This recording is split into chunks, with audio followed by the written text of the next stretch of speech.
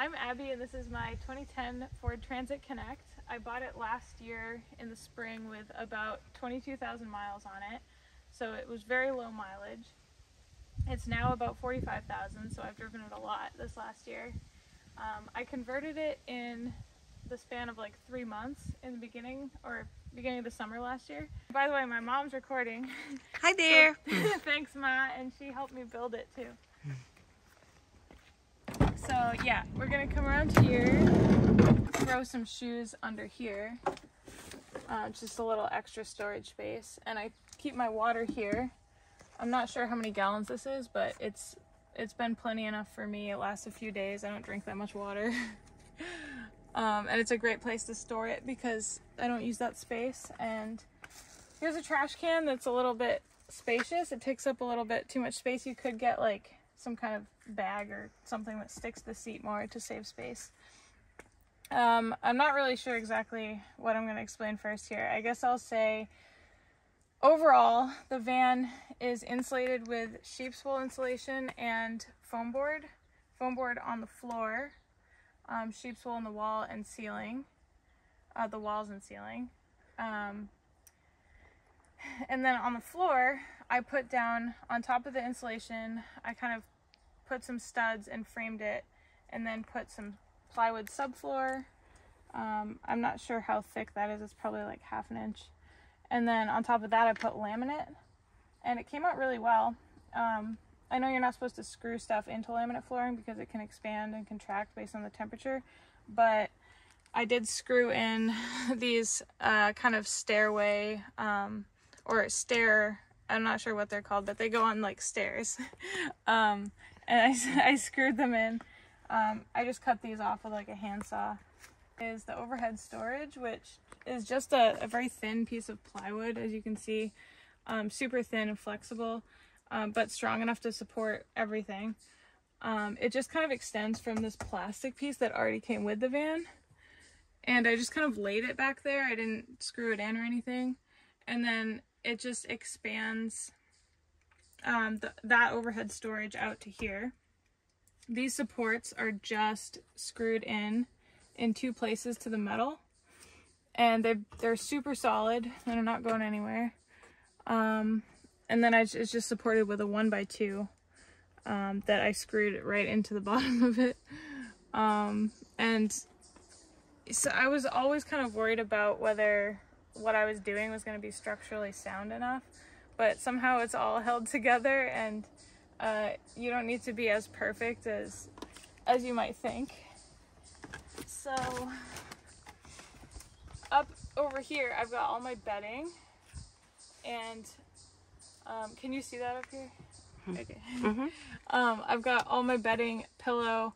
I put a sheet over the bed just to protect the cushion, but I just kind of throw it across it, and it doesn't fit or anything. It's just for protection.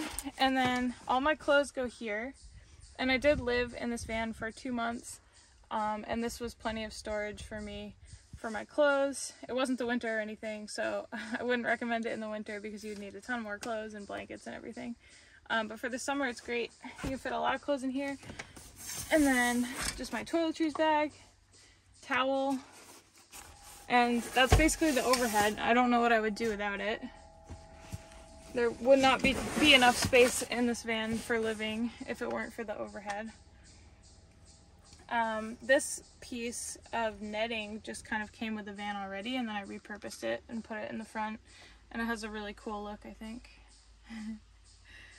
And this is a fake plant, by the way. A lot of people say, "I love your plant," and I say it's fake.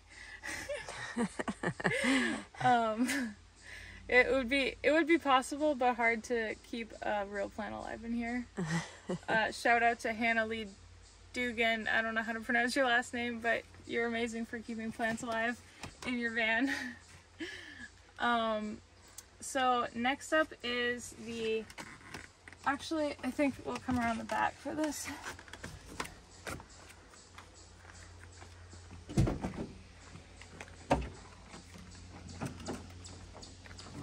So these doors actually, a little side note, these doors open all the way, so if you really wanted to take in the view, you can do that. Next up, we'll talk about the food cooler storage kitchen situation. So I just have this little hook, and it hooks up there, pretty easy. And in here I've got my cooler, which is a MobaCool. This cooler was about $250. It's very spacious. I forget what the actual storage capacity is, but I've got my necessary beer and then some food. And it's, yeah, as I said, I lived in it for 2 months and it was plenty food storage for me, and I do like to cook a lot, so that's and she's a good cook. Some of my dry foods in here, like I got some coffee, got some pasta, cans of food, extra canisters of fuel, all kinds of sauces,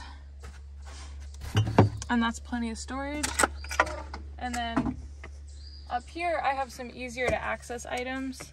This is just a magnetic catch, nothing fancy. I'm very terrible at building cabinets, so as you can see, none of these lines are straight, and somehow it all turned out all right.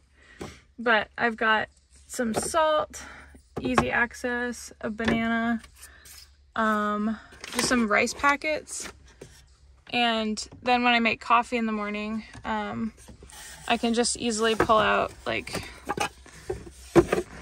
these.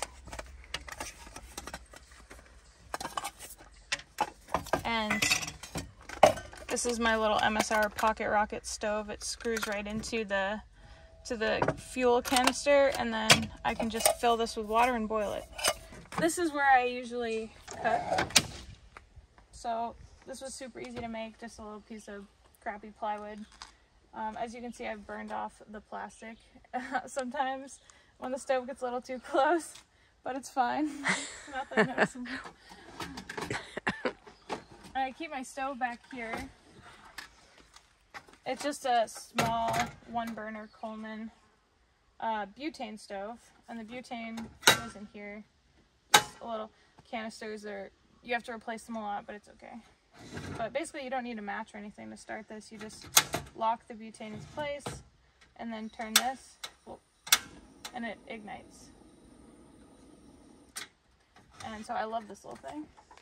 And then next to the stove, actually I'll just put it here. Next to the stove I keep all my cooking supplies. So I usually just put this on the ground or throw it right here.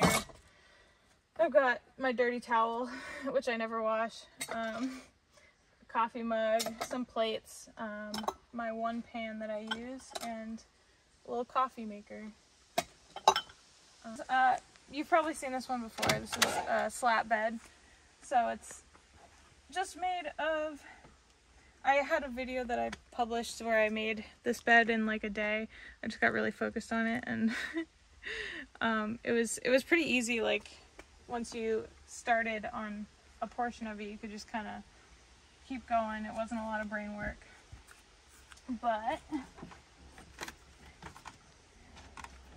it pulls out, and this cord's a little annoying. Gotta figure out what to do with that. But I've been living like this for a long time, so it's worked.